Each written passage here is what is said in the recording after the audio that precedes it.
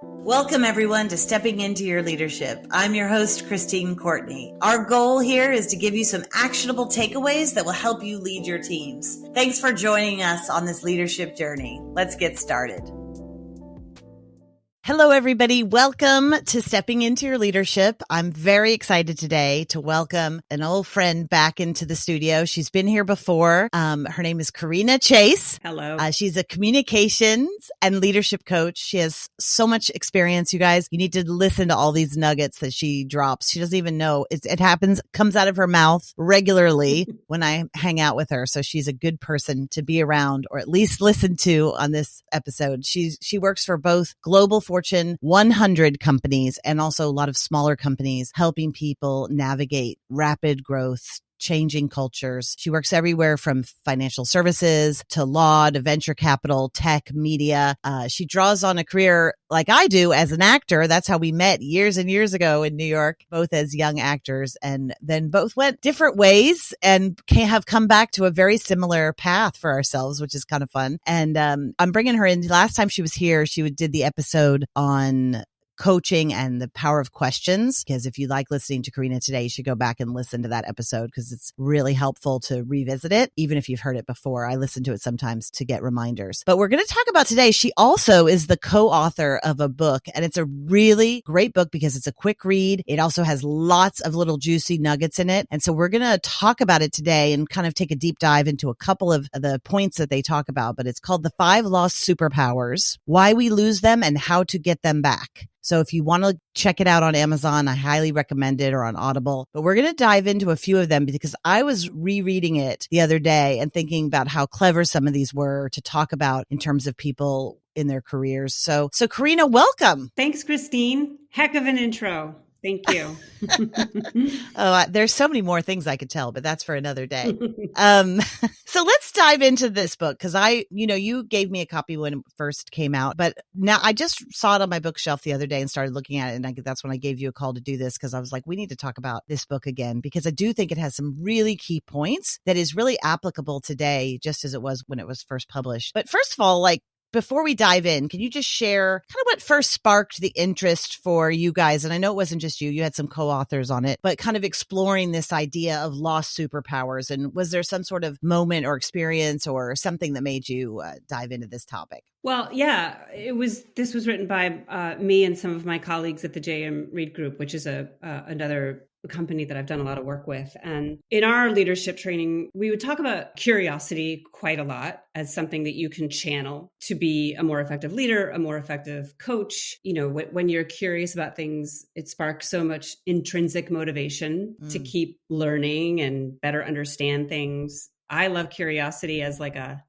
networking tool when I'm going into various situations where I know that I need to make conversation with people and meet people. I kind of think about, okay, what am I actually curious about? Like in order to keep this conversation from being kind of shallow and feeling like just the work that you have to do in your network. Like, what am I really curious about that I can dig into and ask these folks about? So anyway, we talked about curiosity a lot in our training. Playfulness actually is something that we would bring up to bring play into the workplace, to bring play into the way that you sort of explore various different ways of interacting with folks, and resilience, certainly. So anyway, so the five lost superpowers are authenticity, curiosity, playfulness, compassion, and resilience. Is that the one I didn't say? So we talked about them in various ways in our training, and certainly they would come up in my coaching. And when the pandemic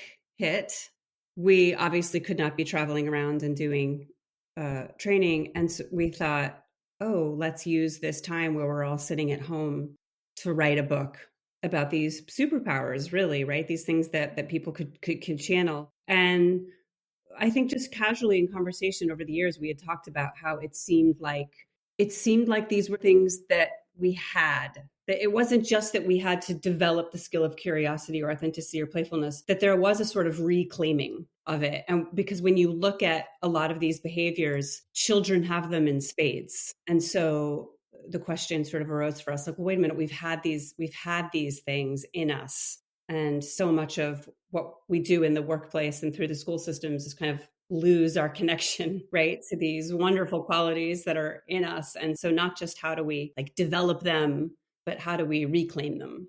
Mm.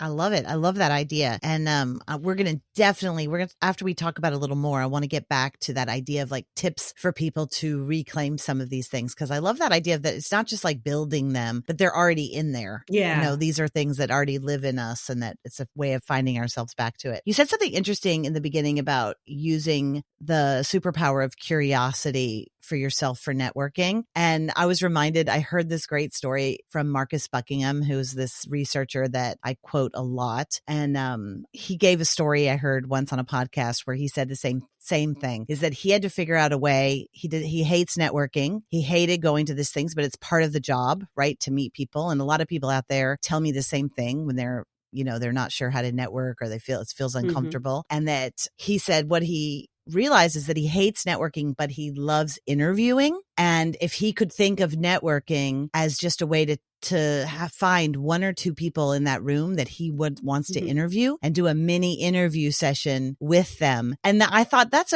another way of saying, how can I be curious about a couple of people and ignite that kind of power of curiosity to get me through this, but not only that, but two, maybe make this valuable for both myself and the other person, so that it's not just like a way to get through, but it's a way to maybe reclaim, as you say, and make something really positive out of something that we have a negative association with. It's networking is such a funny thing. I think I used to do work with a consulting firm, and I helped onboard a lot of their new hires. And I think over the years, I probably talked to, hundreds of people coming into this organization. And towards the end of our time together, we spent over a week with them. And I would, do kind of some private coaching with them. And I'd ask them like, what are you most nervous about? What worries you the most? And I swear, I think like 65% of them said networking was the thing they were the most worried about doing. It feels so hard and fake, and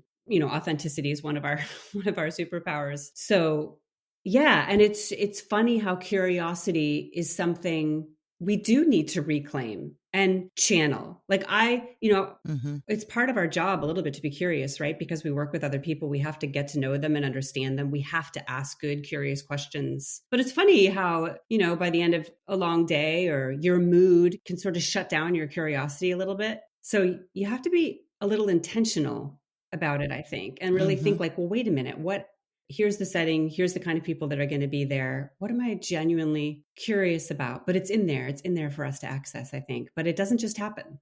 It doesn't just happen. Well, but to your point of reclaiming, I have to tell you a funny story. You just reminded me. My daughter, who's older, when she was young, she had this funny habit. We would go on trips together and we traveled all the time, and we'd get on an airplane, and inevitably you can't get 4 seats together, right? And inevitably somebody would be off by themselves. And so we assumed that it would be my husband or myself, and that the parent would sit with the 2 little kids. And every time my little daughter, so we're talking like 5 years old, 6 years old, would say, I'll sit by myself. And we always thought it was so funny. And then we would watch her, and she would go sit with strangers, probably business people that are like, oh, great. Now I got this little kid next to me. Like, where are the parents? Like looking around, and we'd watch from afar. And then she'd start chatting, and they'd start chatting. And then pretty soon she's like helping people put their bags under her seat because she doesn't need the leg room, or she's got people talking about this, or she knew this whole guy's history. She'd say, oh, guys, this is my friend Connor from Connecticut. He has 3 kids. And she was networking on that plane. Okay. And we would just think it was so funny. And my son would just roll his eyes, and there would be nothing more that he would hate in this world, right? Than to talk to strangers. So I said to her after one of these trips, I said, Emma,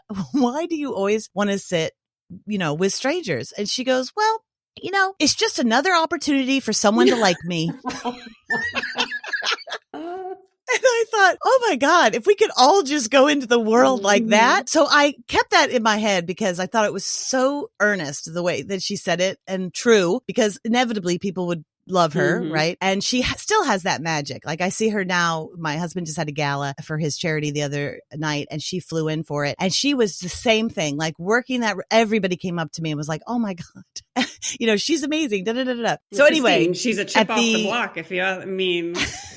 We know where she gets that. Well, I took it from her. Now I go, you know what? when I go into those rooms, I say that little mantra to myself. It's just another opportunity for someone to like me. And it makes me laugh a little bit and not take it so seriously. But also people want to connect and everybody's nervous about this. So if we can just kind of delve into that childhood reclaiming of not judging ourselves or being hard on ourselves, but the people want to be your friend and people want to connect and they'll be so happy because they're probably nervous too. And you just touched on one of the other superpowers, which is playfulness, right? That thing of just going in and being like, well, just another day for more people to like me. And that's playful. And it brings this kind of lightness. And oh my gosh, we're all so serious about everything, especially when it comes to work. And it really, channeling playfulness, it's such a superpower. And like you said, other people want that too. They want things to be lighter because, it's all so let's talk about playfulness.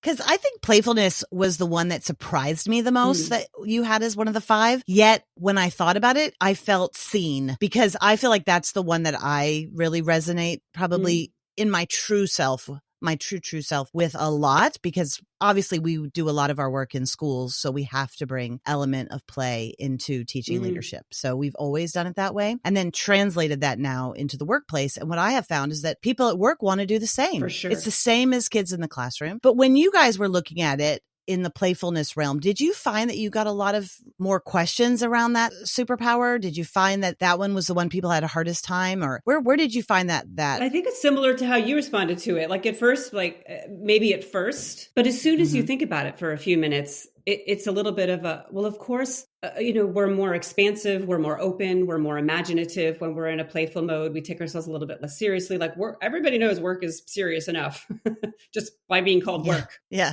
And the room that there is for imagination, we tell a story in the book about these Intel executives that they were in trouble. They were the makers of these memory chips, and they were losing market share, and there was going to be a board meeting, and they were sure they were going to get fired if they didn't have some big idea to rescue them. But they didn't really have any ideas. This is what they knew how to do. So they did this thing where they pretended to fire themselves, and then they walked in and pretended that they were like the new fancy executives that the board had hired after it fired them. Like, so what would these fancy new executives come up with and talk about? Like, why would it be that they would be hired? And so they had a whole conversation as these new executives and came up with, the solution. And they started creating microprocessors, which is what they're now known for today. But they did this kind of playful exercise in order to come up with that. And, I know I go into a lot of my work is going into organizations and doing role play. We role play difficult conversations and feedback. And, we teach coaching through role play. And at first people are like, oh, God, there's anything I would rather do in the world than role play.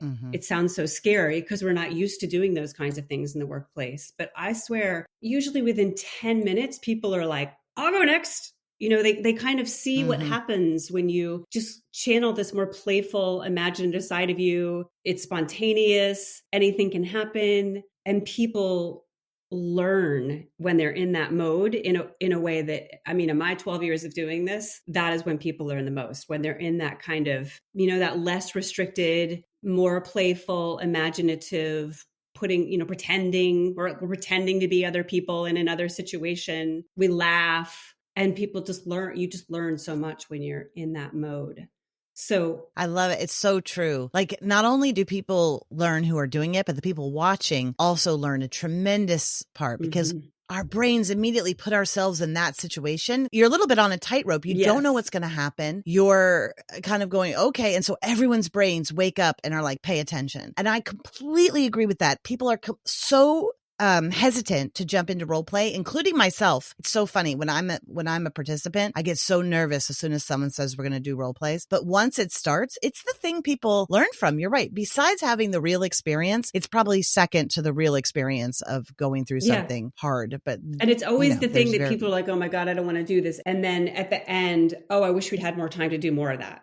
Because you just learn so much from being in it and watching it. And I love what you just said about that. It kind of wakes you up, the unknowns and the uncertainty about it. Like it does wake you up in a different way. And that in a way is what play is, right? It's so you're doing things without a specific end in mind. Like most of what we do at work is so structured and goal oriented, and we're working towards this particular thing.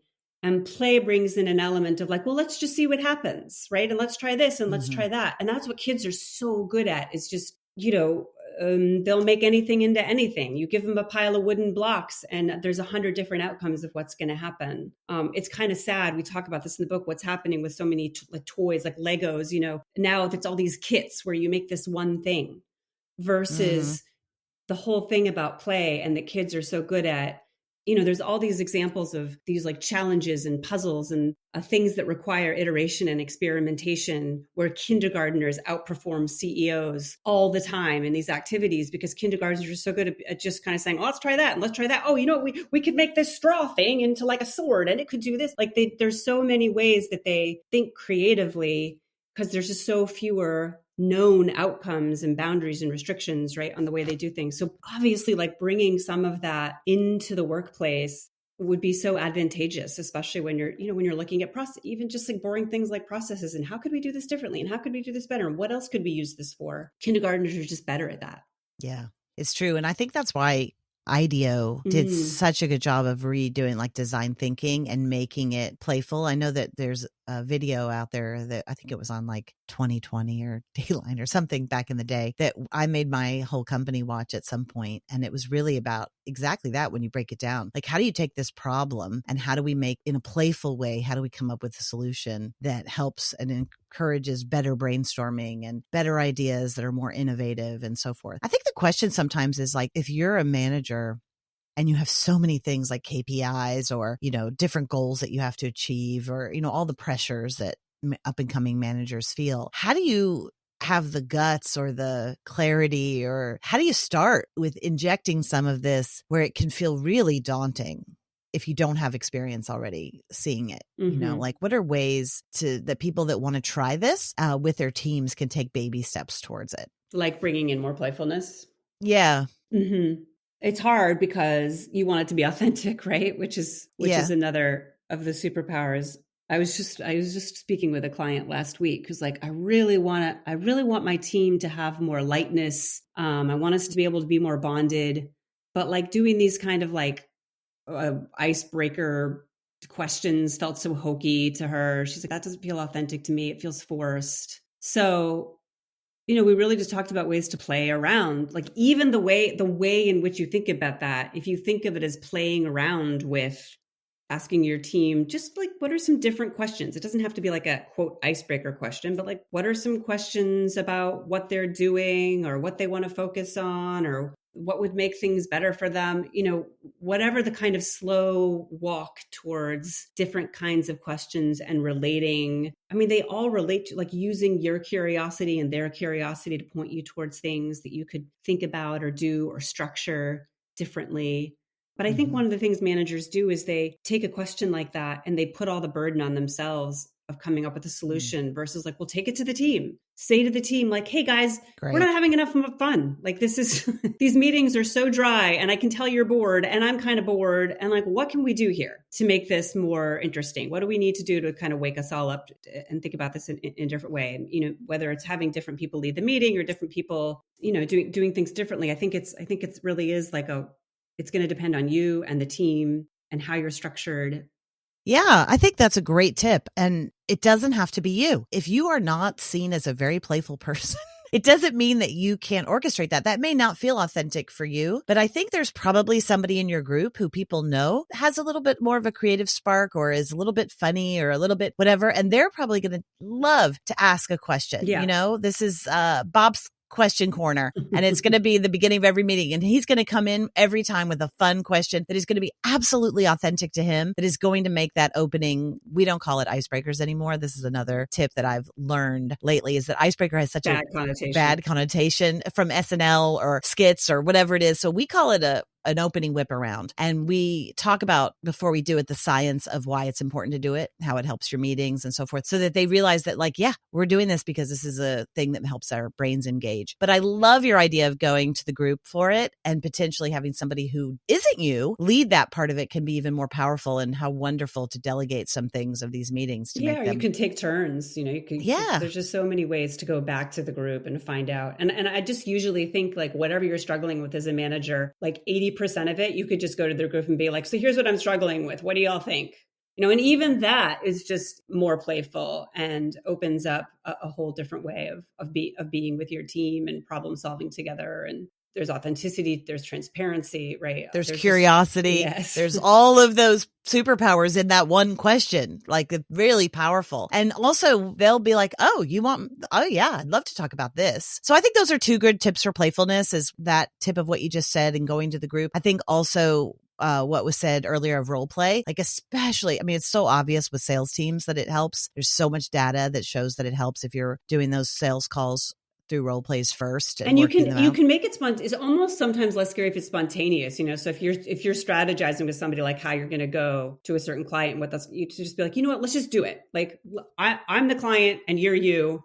We know where the pushback is going to be. So I'm going to role play that client and give you the pushback, and let's just like play around with how you're going to handle it. So it's like incorporating the word play, right? Yes. Into like, let's play around with this a little bit. Or yes. Even if you're not in role play mode, you could be like, well, let's just like play around with what some different outcomes might be. Yeah. So you bring that word into the environment, and it just kind of like lightens it up and takes the pressure off. I mean, the other way I think playfulness is really important is like, if you are thinking about something like your own authenticity or changing the way you want to operate with your team.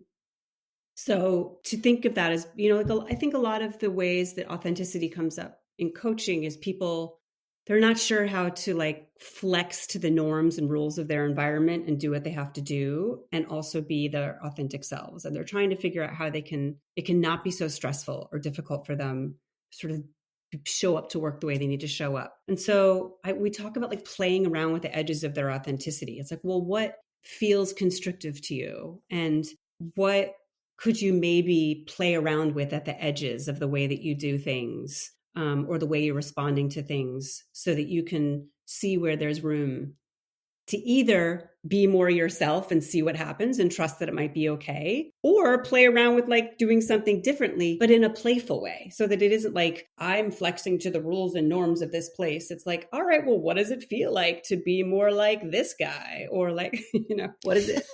I had a client once who, she'd been told she needed to be more assertive and she needed to sort of take command more. She didn't have any good role models. So I was like, well, who in the world that you observe does do that in a way? And she said, Olivia Pope from Scandal. She loved the way Kerry Washington kind of kicks butt in that show. And I was like, great. So like, just go to your meetings being like, what would Olivia Pope do here? Love it. And just play with it and have fun with it. And so, and I've done that with a lot of people, just like looking for role models or ways to be playful as they try to sort of flex to their environments or show up in different ways, take on feedback. It can feel so daunting. And a lot of times it threatens people's sense of authenticity. So it's like, okay, well then how can I have fun with it versus feel like, oh, I've got to figure out this thing.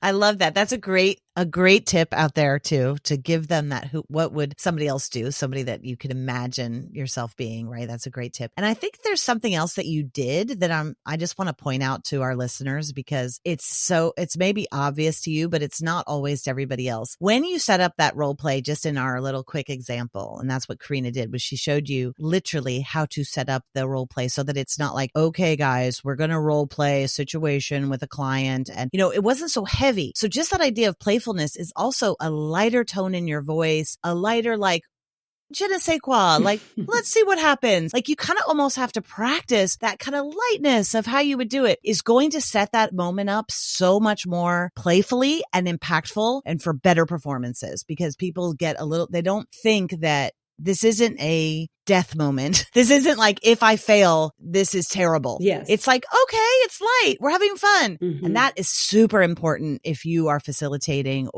and you are facilitating if you're a manager leading something like that in that moment. So I thought that was yeah, you're right. It's not like, okay, let's figure out how to get this right. It's like, well, let's just play around with this and see what happens. And maybe something will work out here. Maybe we'll find it. Maybe we'll discover it. Maybe we'll learn something. And most of the time when you ask people like moments that they really figured out something or had an aha moment, it's not when they're thinking about it. It's when they're doing something else that it comes to their brains anyway. So, All right. So you mentioned authenticity a couple of times, and I know that's the chapter in the book that you worked on the most was that Mm-hmm. superpower of authenticity. That was really the deep dive that you took in as a writer. And I'm curious because I think people ask that all the time. Like you talked about the fringes of your authenticity. And I think that's a really good note for people because we don't know who we are at every moment, especially when we're young. Like we figure these things out more as we get older. And so those edges are probably in the middle actually of your authenticity. So, That's right. look for those. So that's one really good thought. But what else do you say to people who are really searching for like, how do I tap into more of my authentic self? Because when we do leadership work, more and more, what people want is transparency and authenticity. And some people are like, wait, how do I be authentic? How do I make sure? And it's such a funny question, but it's so true. So what was your thoughts? What did you guys come to what did you come to when you were? Well, yeah, it's really those two things, right? It's how do I myself be more authentic or feel more authentic, especially if you're in an environment or situation where you feel like your full self or who you are doesn't quite mesh. And I think for that, it's really important also to think about it is our job. We can flex. There's a difference between flexing your behavior in order to, be more successful or impactful or influential in a certain environment and like totally not being yourself. Human beings flex all the time. I talk about like how when I was a teenager, I equally loved to spend time with my grandparents and to party in the woods with my friends. I'm two totally different versions of myself, right? But I love them both and they're both me. So it's sort of thinking about, when you're with different people, you're sort of leaning into different behaviors and things about yourself. You're still you, right? In all of those settings. So work is just sort of one of those places where obviously you're going to flex your behaviors and do things a little bit differently. The situation, the people require it. So what is the version of you there that still feels like you, but that is the most effective version of you in that place, right? And that's where that kind of playing around with the edges things. And for me personally, I think I was attached to my authenticity in a way that was very limiting, right? I sort of felt like for a lot of my life, I think I was overprotective of some version of my authenticity that I had to let the grip go a little bit and learn that, oh, wait a minute, I can do this version of networking and still feel like myself. And I can sort of give this leader what they want or give this group of people what they want, even though it's not necessarily the first place I would go and still be like me. And that required me to sort of let go of my sort of like own narrow vision of myself and my own narrow definitions of what felt authentic to me. Mm-hmm. So I think that's something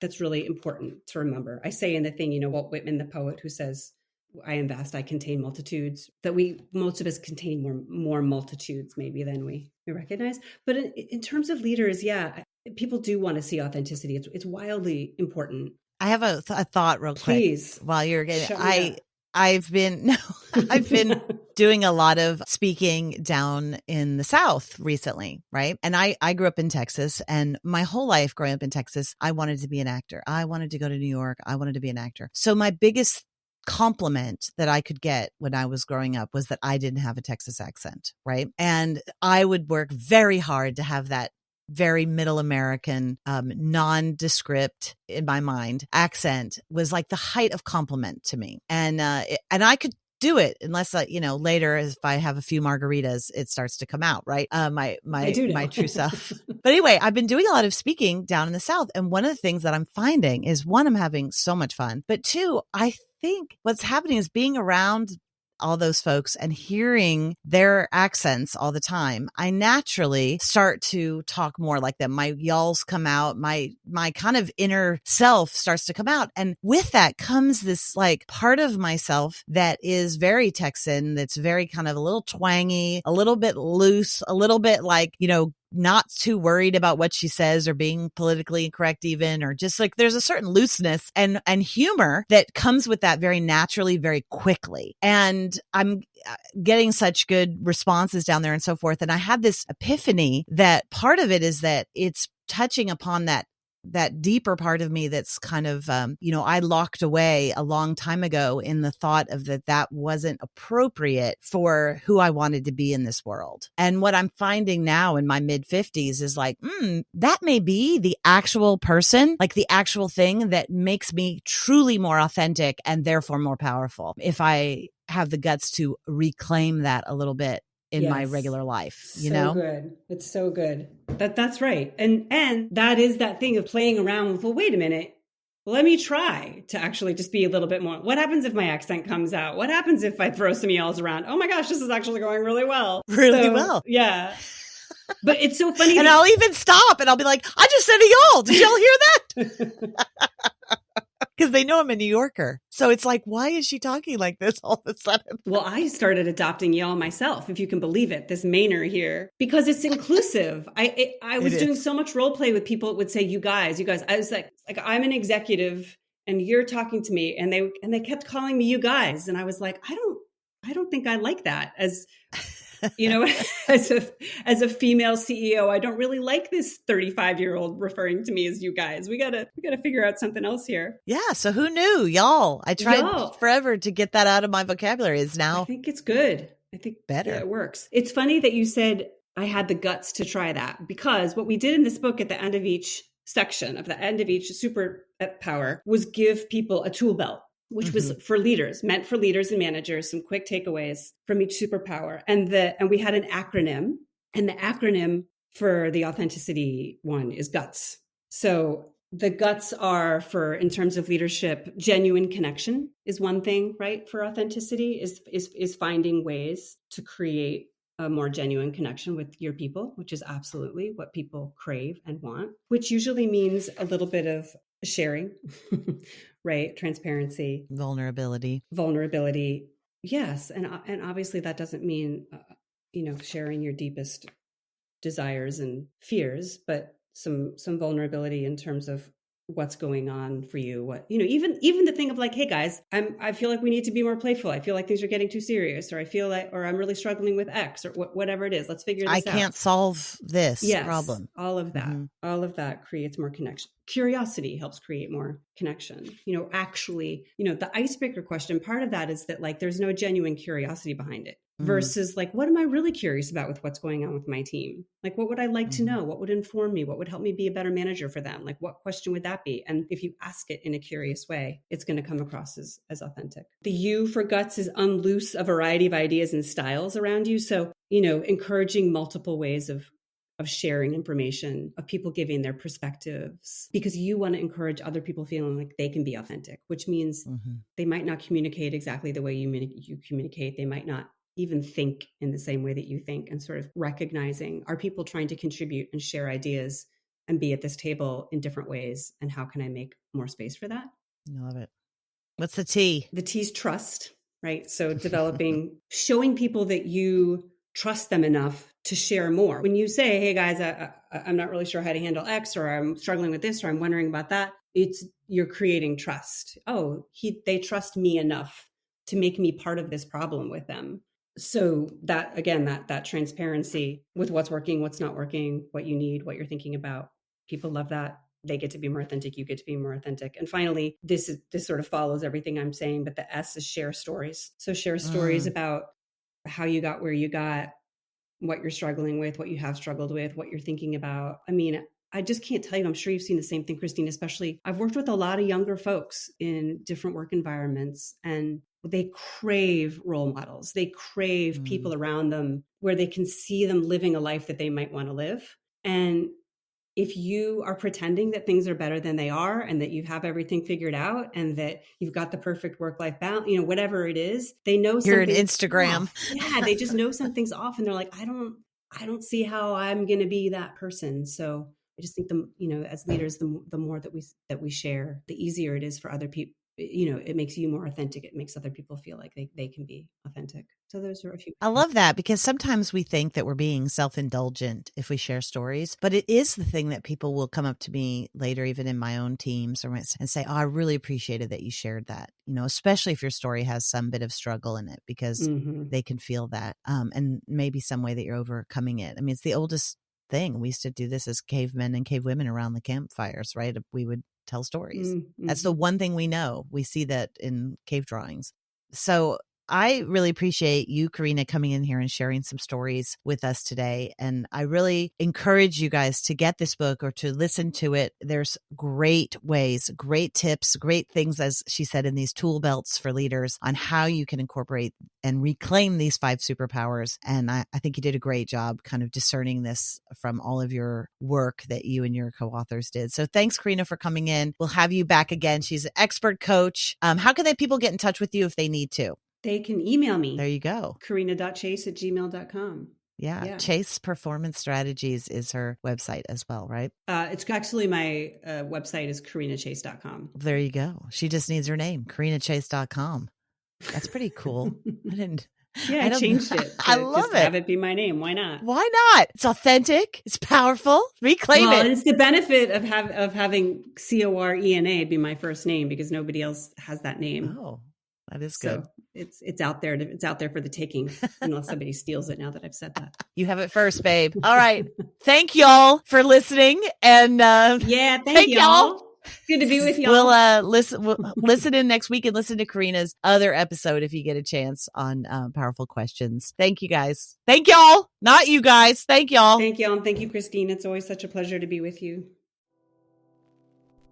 Thanks, everybody, for listening. I'd like to give a special shout out to our podcast producer, Richard Francisco. Check out our notes for any details. And if you get anything out of this, please follow us. And if you enjoy it, please take a moment to rate us or write a comment. It will mean the world to us.